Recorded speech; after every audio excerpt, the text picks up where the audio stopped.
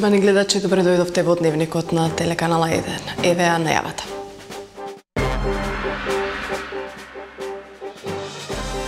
Ниските температури викендов ги алармираа земјоделците, превентивни мерки за заштита на родот.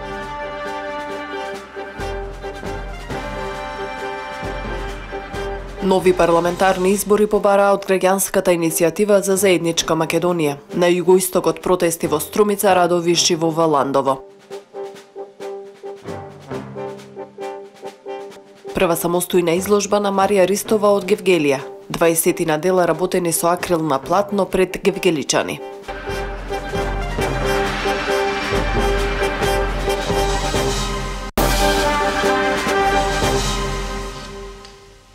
Македонската економија е стабилна и покрај сите предизвици на политичката криза, оценуваат Меѓународниот монетарен фонд и Светската банка. На пролетните средби во Вашингтон, на кои учествуваше и македонска делегација предводена од министерот за финансии Кирил Миноски, е посочено дека македонската економија годинава ќе оствари раст од околу 3%.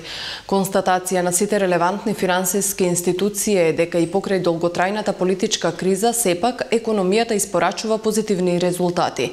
2016 година ја завршивме со раст на бруто домашниот производ, наплатата на приходите е на задоволително високо ниво и тоа продолжува и во првата половина од 2017 година. Буџетскиот дефицит се движи во рамки на мастришките критериуми, така што од тој аспект општата констатација е дека речиси сите макроекономски фундаменти на економската политика во Република Македонија се здрави и од и покрај сите околности Македонија дава позитивни резултати, изјави министерот Миноски. Според гувернерот на Народната банка Димитар Богов, предвидувањата на ММФ и на Светска банка за македонската економија се должат на добро поставените основи на економијата. На средбите што македонската делегација ги имала со високи представници на ММФ, било оценето дека инфраструктурните проекти се позитивни за развојот на македонската економија. Коридорот 10, како што најави министерот Миноски, ќе биде комплетиран во јуни годинава, а се разговара со Европската банка за обнова и развој и за финансирање на делниците од коридорот 8, односно автопатска делница од Кичево до Гостивар, како и железничко поврзување од Крива Паланка со граничниот премин Деве Бајр.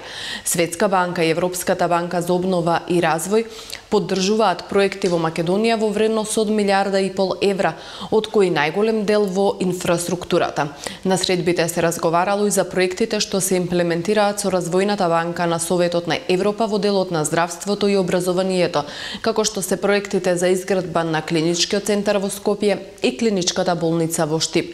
Македонската делегација на пролетниот состанок во Вашингтон со представници на ММФ и на Светска банка разговарала и за поддршка на приватниот сектор во Македонија, особено на малите и на средните предпријатија. За да се биде лидер, треба многу труд, многу знаење, многу искуство, многу трпение, многу откажување, а некој пат и жртва. Жртвувањето носи до победа, до успех и создавање на луѓе кои предводат, рече председателот на државата Ѓорѓе Иванов на вчерашната прослава на 6-тиот роден ден на школата на лидери Алумини асоциација. Не се сите лидери што се нарекуваат лидери, бидејќи оној кој мисли дека е лидер, а се осврни зад себе и ако види дека нема следбеници, тој е обичен човек што излегол на прошетка, а не лидер. Значи, колку повеќе следбеници имате, толку повеќе имате моќ да предводите. Да се биде на школата за млади лидери е пред се основно да бидете успешни. И затоа и нашите критериуми се ригорозни, и затоа и стандардите се високи, и затоа ви честитам за сето тоа што сте го постигнале во животот, што ви овозможило да бидете дел од една заедница на успешни луѓе со отворен ум, луѓе кои сакаат да ги менуваат состојбите во својот живот, во своето обкружување и во својата земја.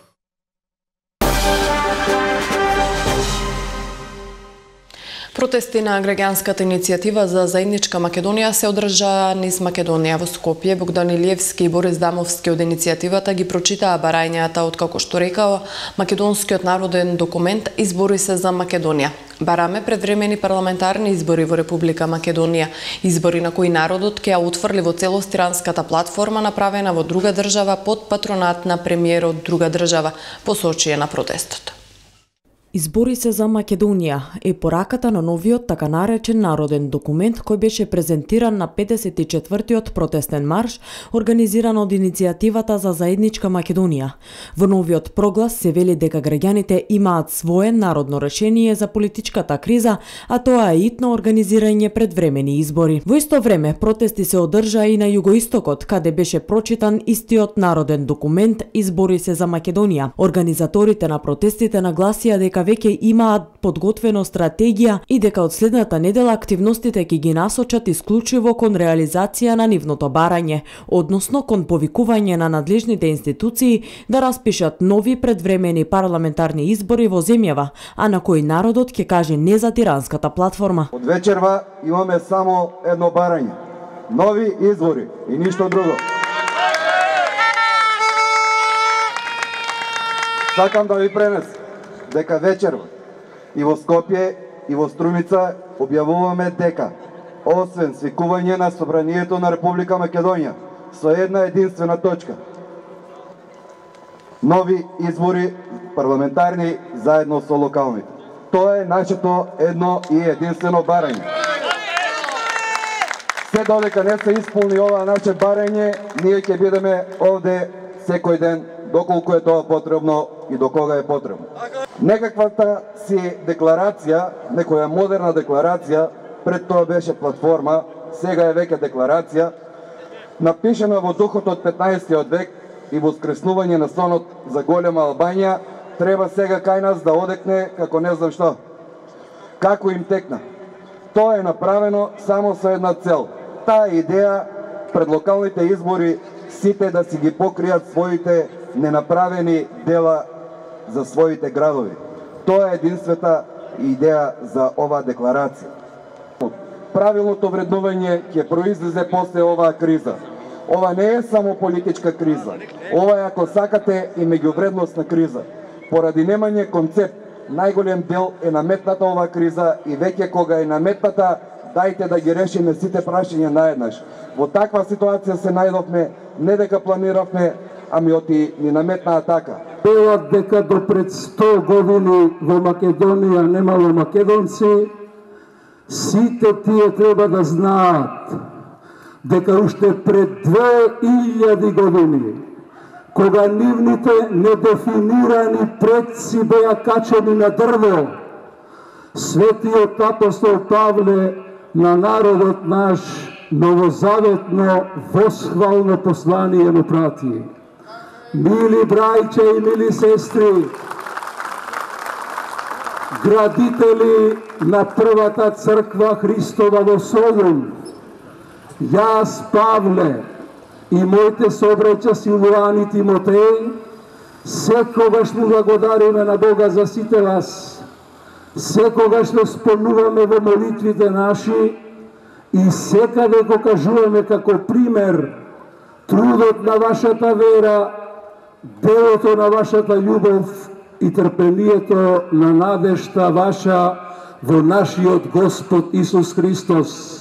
ВМРО ДПМН денеска соопшти дека нема да се реализираат елементите од тиранската платформа, затоа што граѓаните ја осудуваат и не гласаат за неа. Од иницијативата за заедничка Македонија изјавија дека ќе протестираат колку што е потребно, односно се додека не се отфрли тиранската платформа и не се реализираат барањата од народниот документ Избори се за Македонија со нови предвремени парламентарни избори. Македонскиот народ не е геноциден народ, порача од протестот за заедничка Македонија што се одржа вчера во Валандово. Иницијативата за нови предвремени избори како народно решение за политичката криза беа поддржани и на синокишните протести во Валандово, во рамките на протестните маршови кои ги организира за заедничка Македонија. Во Скопје беше промовиран народен документ или проглас во кој се вели дека граѓаните имаат свое народно решение за политичката криза, а тоа е итно организирање предвремени избори, кое го промовираа и поддржувачите на протестите во општина Валандово. Тие се спротивставија и на, како што кажаа, намерата да се прикаже македонскиот народ како геноциден народ. Во 1931 година бројот на албанско население на територијата на тогашна Вардарска бановина или Македонија брои околу 120.000 албанци. Во 1948 година после Втората светска војна, има неофицијален попис кој што кажува дека албанското население брои скоро 198.000 албанци, што значи зголемување за цели 78.000 албанци. И се поставува прашањето за каков геноцид се работи. Поддржувачите на протестот уште еднаш потенцираат дека потписниците на тиранската платформа го негираат македонскиот идентитет и народ, директно ги засегаат јазикот и националните символи на една самостојна држава со интенција да ја фалсификуваат историјата. Ке порачаме ние дека тие нивни барања нема да поминат. Се има Македонија институции, како Институтот за национална историја, Државниот архив на Република Македонија, каде што се складирани сите документи и таму јасно се покажува, нели, за сите процеси кои што се случиле на територијата на нашата држава. Организаторите на протестите нагласија дека од следната недела активностите ќе ги насочат кон повикување на надлежните институции да распишат нови предвремени парламентарни избори во земјава, на кои народот ќе каже не за тиранската платформа.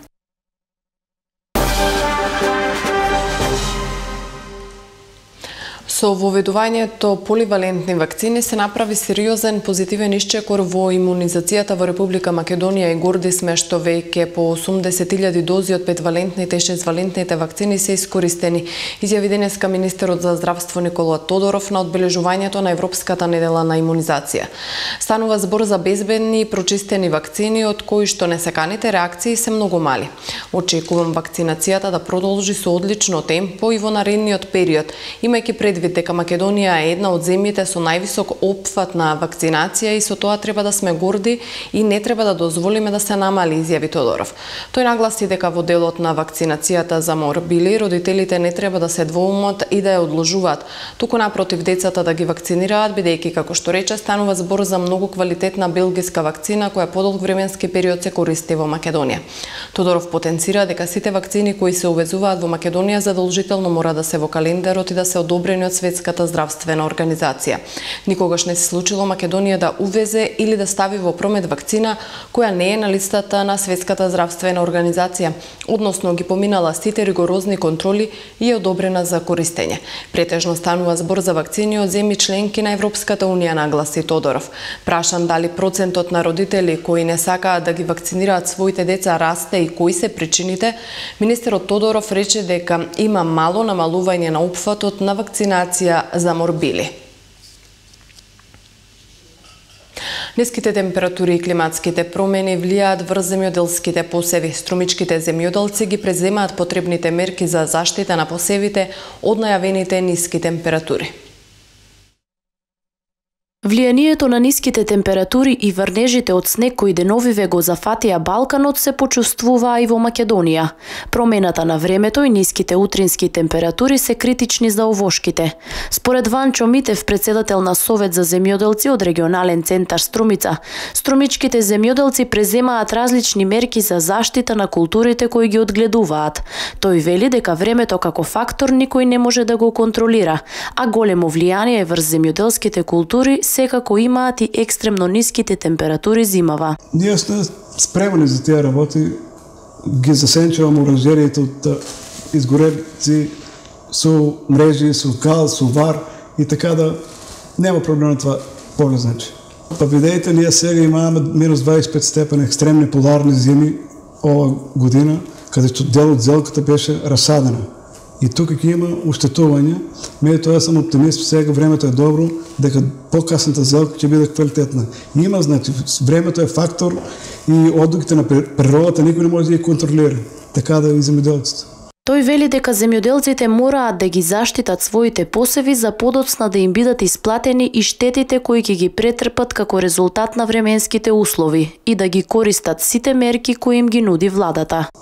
Ја мислам дека и само апелираме ние да се осигуруваат посевата. Од тука, значи, треба да кренеме, да видиме колку е позитивна таа мерка што се избориме ние, да даде државата 60%, значи, субвенции, да осигураш нешто. И тая мерка е и така како добродојде на земјоделците, 60%, значи субвенцијата државата ја плаќа да се го осигураш производството и да ти биде заштитено. Агрометеоролозите предупредија дека и викендов се очекуваат ниски температури, кои особено можат да бидат катастрофални за овошјето и виновата лоза.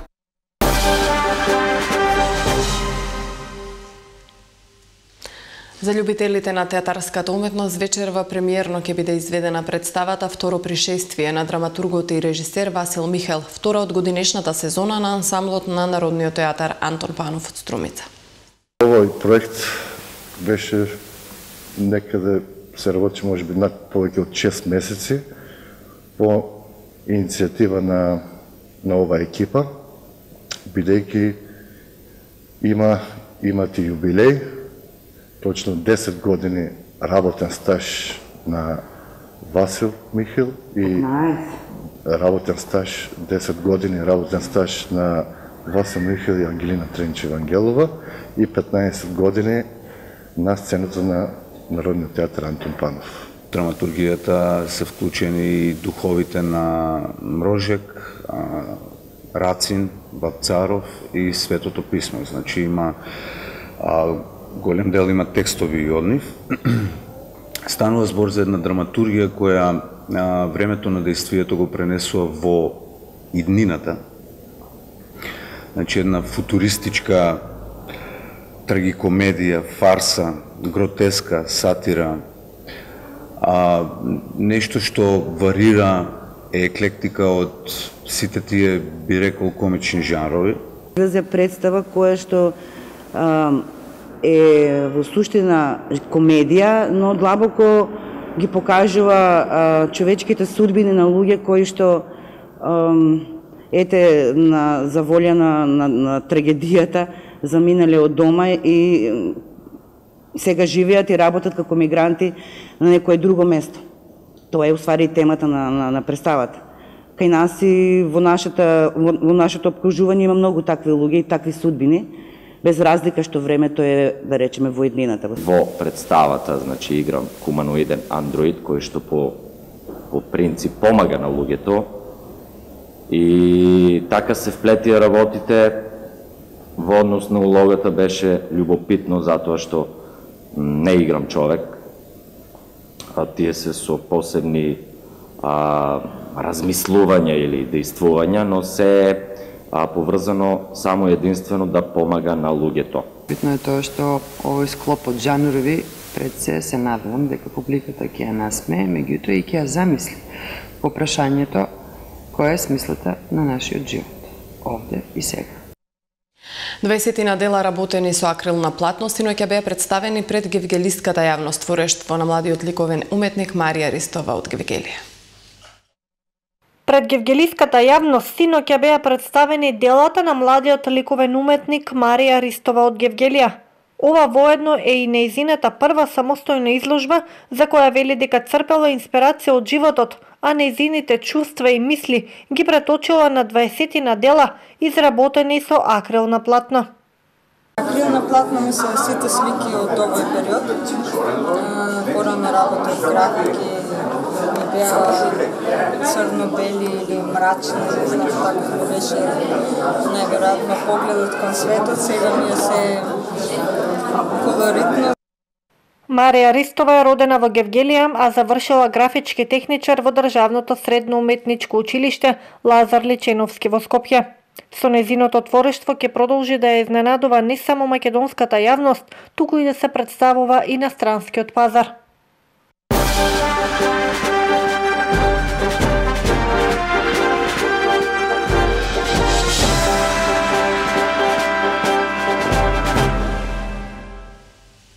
Вниманието на светот е секако свртено на Корејскиот полуостров, каде не стигнуваат провокациите меѓу Северна и Јужна Кореја.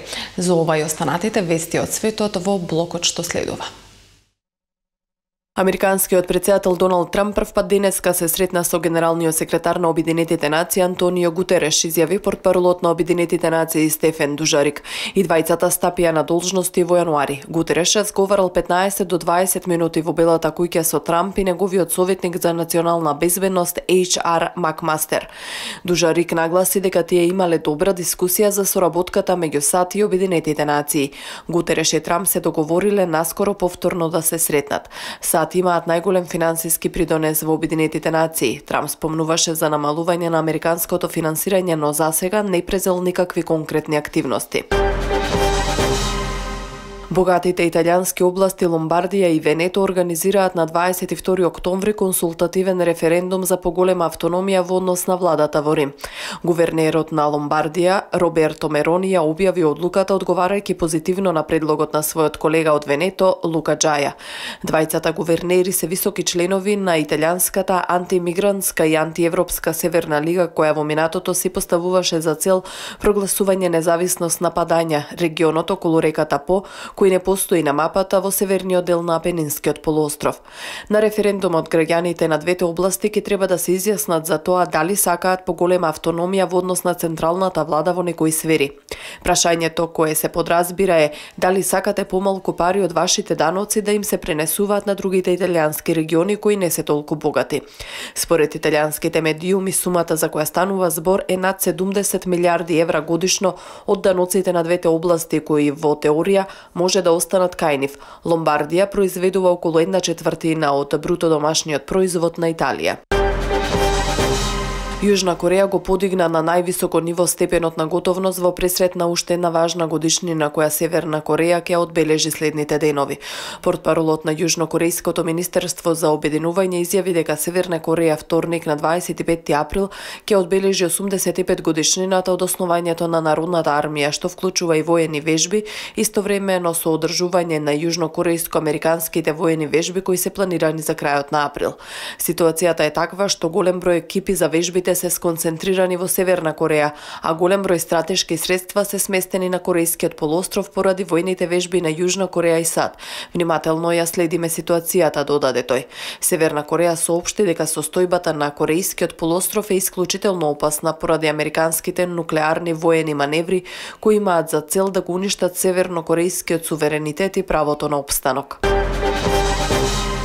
Во 2015 година Бугарија доделила државјанства на 1275 луѓе, од кои 99% не се жители на земите членки на Европската Унија, објави Евростат. Најголем број од нив 17,6% се украинци, потоа руси 16,8% и турци 14%. Сите странци кои добиле државјанство во Естонија, Летонија и Романија потекнуваат од земји кои не се членки на Европската Унија. Најголем број државјанства во земите членки на Европската Унија добиле мароканци, албанци и турци. Во 2015 година земјите од Европската Унија дале државјанство на околу 840.000 луѓе. Мароканците најчесто се натурализирани во Шпанија, Италија и Франција, албанците во Италија и Грција, а турците во Германија. Романците и пољаците се меѓу државјаните на Европската Унија кои најчесто аплицираат за пасош на друга земја член на Унијата. Евростат наведува дека е забележан пат на бројот на молби за државјанство од 2013. Во 2015 година регистрирано е намалување на новоиздадени државјанства во споредба со претходната за 50.000, а во однос на 2013 за 140.000. Поштовани, тука е крајот на дневникот на телеканал 1. Ви благодарам за вниманието со кое не следевте. Пријатно.